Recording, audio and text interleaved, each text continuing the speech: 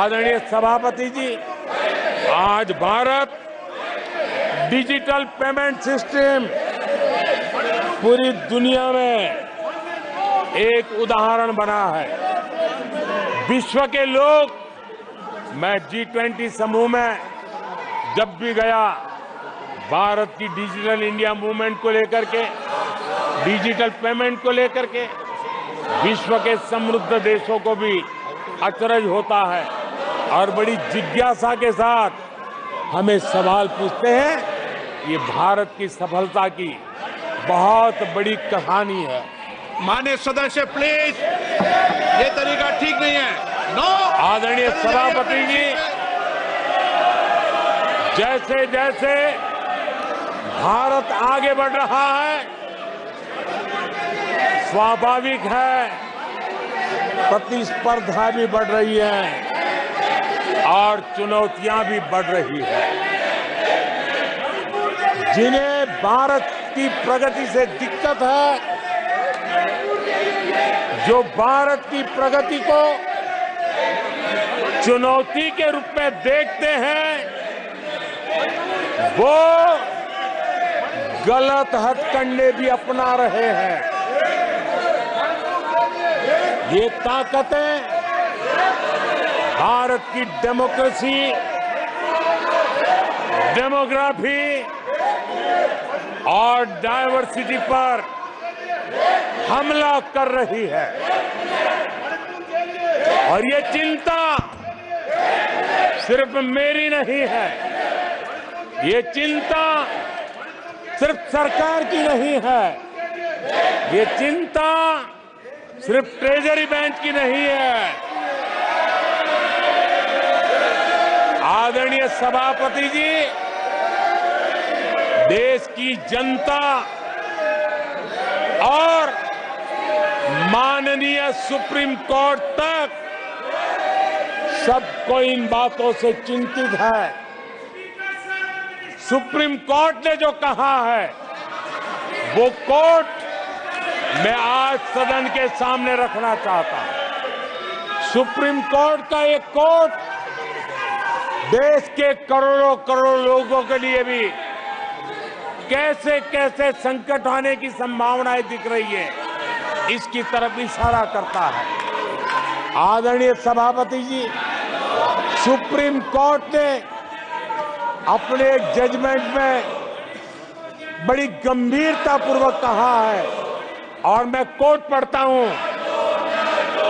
ऐसा लगता है इस महान देश की प्रगति पर, ऐसा लगता है इस महान देश की प्रगति पर संदेह प्रकट करने, उसे कम करने और हर संभव मोर्चे पर उसे कमजोर करने का एक ठोस प्रयास किया जा रहा है।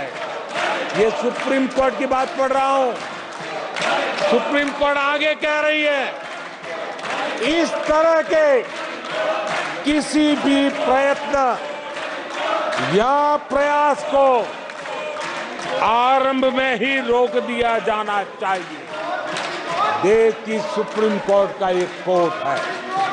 आदरणीय सभापति जी, सुप्रीम कोर्ट ने जो भावना व्यक्त की है, इस पर हम यहां वाले या वहां वाले, सदन में है उन्होंने, सदन के बाहर है उन्होंने, सबको गंभीरता से विचार करने की आवश्यकता है। आदरणीय सभापति जी, भारत में भी कुछ लोग हैं जो ऐसी ताकतों की मदद कर रहे हैं। देशवासियों को ऐसी ताकतों से सतर्क रहने की जरूरत है।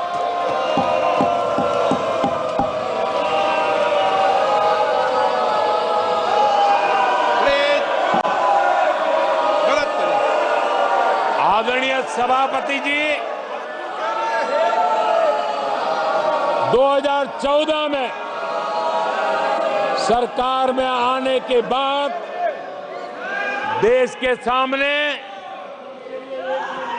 एक बहुत बड़ी चुनौती कांग्रेस के साथ ही कांग्रेस का इकोसिस्टम भी रहा है। ये इकोसिस्टम से मिली खाद पानी, इसके दम पर एक कांग्रेस की मदद से ये इकोसिस्टम 70 साल तक फला फूला है। मैं आज सभापति जी इस इकोसिस्टम को चेतावनी देता हूं। मैं इस इकोसिस्टम को चेताना चाहता हूं।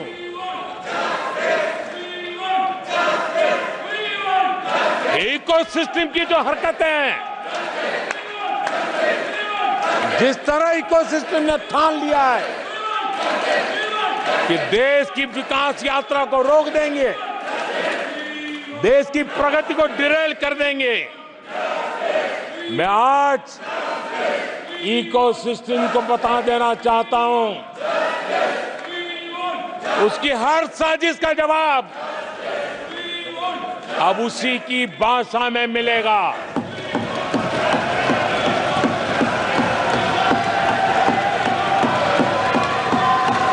यह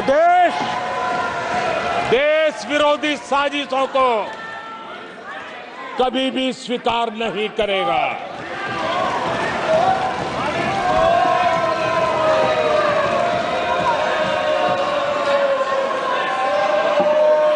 आदरणीय सभापति जी,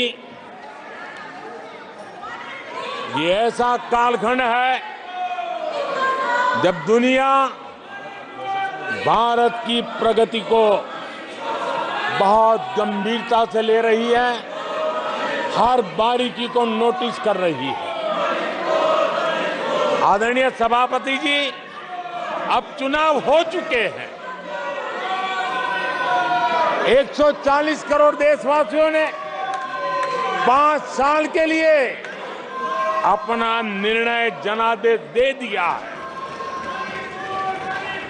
आवश्यक है कि विकसित भारत के निर्माण के लिए इस संकल्प को सिद्धि में बदलने के लिए इस सदन के सभी माननीय सदस्यों का योगदान होना चाहिए। मैं उन सबको निमंत्रित करता हूं कि विकसित भारत के संकल्प को पूर्ण करने के लिए आप भी जिम्मेवारी के साथ आगे आइए। देश हित के विषय पर हम साथ चले, मिलकर के चलें और देशवासियों की आशा आकांक्षाओं को पूरा करने में हम कोई कमी न रहने दें। आदरणीय सभापति जी, पॉजिटिव राजनीति भारत के इस कालखंड में बहुत आवश्यक है और मैं हमारे साथी पक्षों को भी कहना चाहूंगा, इंडी गठबंधन के पक्ष के लोगों को कहना चाहूंगा कि आप आइए मैदान में, गुड गवर्नेंस पर स्पर्धा करें। जहां जहां आपकी सरकारें हैं वो एनडीए की सरकारों के साथ गुड गवर्नेंस पर स्पर्धा करें, डिलीवरी में स्पर्धा करें, लोगों की आकांक्षा पूरी करने पर स्पर्धा करें। देश का भला होगा, आपका भी भला होगा। आदरणीय सभापति जी,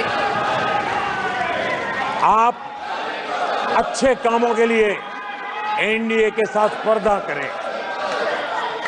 आप रिफॉर्म्स के मामले में हिम्मत करें। जहां जहां आपकी सरकारें हैं वो रिफॉर्म से कदम बढ़ाएं और वो विदेशी निवेश को आकर्षित करें। अपने अपने राज्यों में विदेशी निवेश ज्यादा आए, इसके लिए प्रयास करें। उनको ये अवसर है, उनके पास राज्यों में कुछ सरकारें हैं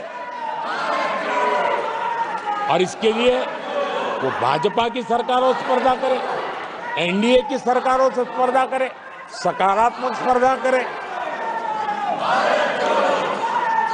जिन लोगों को जहां सेवा करने का मौका मिला है वहां पे वे रोजगार के लिए स्पर्धा करें।